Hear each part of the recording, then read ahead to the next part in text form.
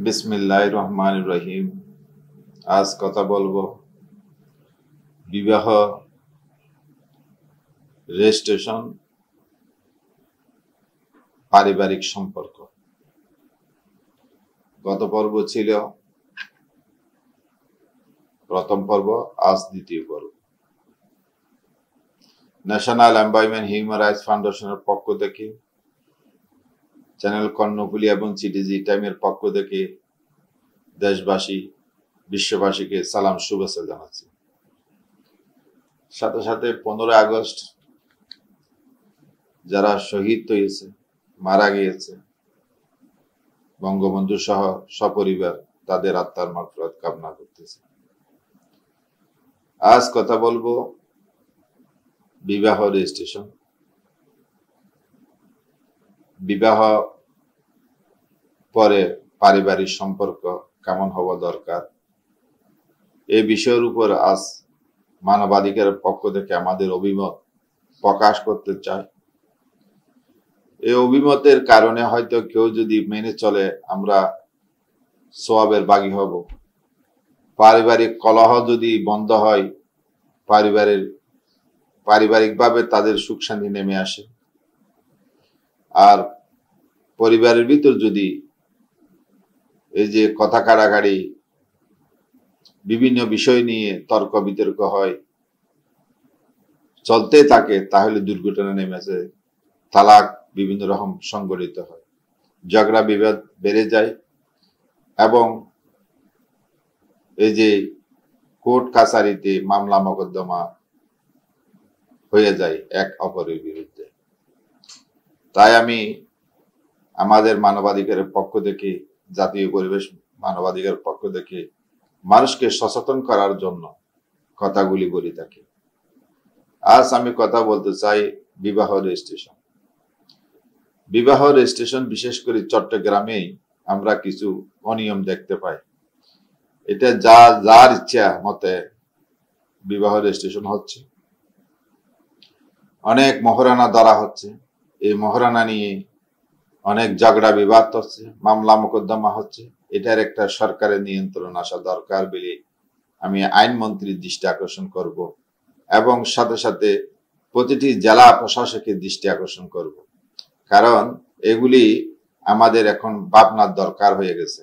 আমরা দেখতে পাচ্ছি প্রতি মাসে অনেক মহিলা তার স্বামীকে তালাক দিচ্ছে, আবার কিছু কিছু ছেলে বউকে তালাক দিচ্ছে। এই তালাক দেওয়া এটা সমাজের জন্য, মানুষের জন্য অনেক কষ্টকর এবং আল্লাহ রাব্বুল আলামিন এখানে এই তালাক শব্দের যে হয়, এখানে আসমান জমিনে এই যে একটা অভিশাপ নেমে আসে পরিবারের মধ্যে। তাহলে আমাদের করণীয় কি? আমাদের বিবাহ বন্ধন আবদ্ধ হওয়ার সময় আমাদের যে আগে যে ফর্মটা ছিল, সে ফর্মটা আমি মনে করতেছি পরিবর্তন হওয়া দরকার। কারণ এখানে যা লেখা আছে, এখন নতুন করে কিছু আইন সংযোজন করতে হবে, না হলে বিবাদটা বেড়ে যাচ্ছে। সাথে সাথে ছেলের বিরুদ্ধে মেয়ে যৌতুকের মামলা ঢুকাইয়া দেয় এবং নির্যাতনের মামলা চলে আসে তার ভরণ পোষণ পাওয়ার জন্য, তাকে গাইল করার জন্য। তাহলে এখানে যদি সংশোধন না হয়, তাহলে পারিবারিক যে একটা বন্ধন, সেটা নষ্ট হয়ে যাচ্ছে। অনেকে পারিবারিক মধ্যে মা বাবা, বৃদ্ধ মা বাবা আছে, এই বৃদ্ধ মা বাবাকে বউ যখন ঘরে তোলে, তখন সে তার শাশুড়ি, তার শাশুড়কে সঠিকভাবে অনেকে মেনে নেয় না, অনেকে মেনে নেয়, আবার অনেকে নেয় না, যার কারণে বৃদ্ধাশ্রম পাঠাইয়া দেয়। আমরা সেই ঘটনাটাও দেখতে পাচ্ছি, ইদানিং বেড়ে যাচ্ছে। এবং সন্তান নিরুপায় হয়ে বউয়ের এই অত্যাচার সহ্য করে, সেটা একদম মারাত্মক। যেহেতু সমাজে এটা আল্লাহ রাব্বুল আলামিন মা বাবার সন্তানের বেহস্ত। মা বাপ যদি বদদোয়া করে সন্তান শেষ হয়ে যাবে, তাহলে তার পরিবর্তে তার সন্তানেরও তার সাথে সেই আচরণ করবে। এই অভিশপ্ত জীবন যেন কারো না ঘটে, আমরা সেই সচেতনগুলি করে যাচ্ছি। আমরা চ্যানেল কর্ণফুলীর মাধ্যমে এবং সিটিজি টাইমের মাধ্যমে আমরা দেশবাসীকে জানাইতে চাই যে যৌতুক থেকে আমাদেরকে মুক্ত করতে হবে সমাজকে। আমরা অধিক 5 লাখের অধিক যারা মহারণা ধার্য করে সেটাও বন্ধ করতে হবে। উভয় সম্পর্ক তো আল্লাহ রব্বুল আলামিন যে সম্পর্ক সুন্দর হওয়ার জন্য সুন্নতি বিবাহ করার জন্য আল্লাহ রসুলের যে সুন্নত মোতাবেক বিবাহ করলে অনেক ফায়দা আছে। সেখানে একটি ভালো সন্তান জন্মগ্রহণ করবে, সেটা দেশ এবং জাতির কল্যাণে কাজ করবে। আমরা দেখতে পাই যারা অভিশপ্ত বিবাহ বা শাদী করে, প্রেম নিবেদন করি, কোন রকমের এই যে শরীয়তে তোয়াক্কা করে না, মা বাপকে কষ্ট দেয়, সেই কষ্ট দেওয়া মা বাপ যে বদদুয়া করে সন্তানের জন্য কোনোদিন মঙ্গল হইতে পারে না। তার বিবাহ যেমন দুর্ঘটনা লেগেই থাকবে, তাদের ঝগড়া বিবাদ লেগেই থাকবে, তাহলে সেই সংসার কোনোদিন সুখী হইতে পারে না। আমি ছেলেদেরকে অনুরোধ করব, আপনারা বিবাহ বন্ধনের সময় একটু সুন্দরভাবে যাচাই বাছাই করে একটা বিবাহ শাদীতে আবদ্ধ হবেন এবং যতটুকু যে দরকার যে মহারণা, সেই মহারণার মধ্যে আবদ্ধ থাকতে হবে। আর মেয়েদেরকে আমি বলবো, যারা ভালোবাসার বিভিন্নভাবে ছেলেদেরকে সাথে সম্পর্ক গড়ে তোলেন, সেই সম্পর্কটা হবে আত্মার সম্পর্ক। টাকার সম্পর্ক হলে সেই সংসার কোনোদিন সুখী হয় না। টাকার সম্পর্ক যারাই করছে, লোভের সংসার, তারা ধ্বংস হয়ে গেছে।